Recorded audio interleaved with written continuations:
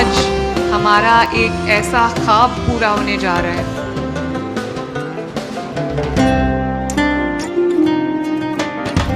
जो मेरी बहुत बड़ी ख्वाहिश थी और मुझसे ज़्यादा नवाज शरीफ साहब की ख्वाहिश थी।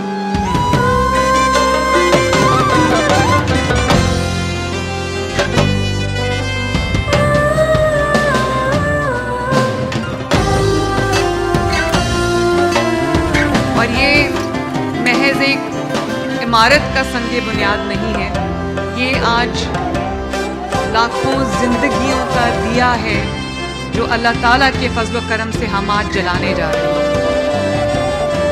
अल्लाह ताला से फिर दुआ है कि अल्लाह तौफीक दे हमें कि हम दिन रात पंजाब के अवाम की मैं खिदमत कर सकूं, उनके लिए बेहतर से बेहतर सहूलियात जो हैं वो उनको मुहैया कर सकूं।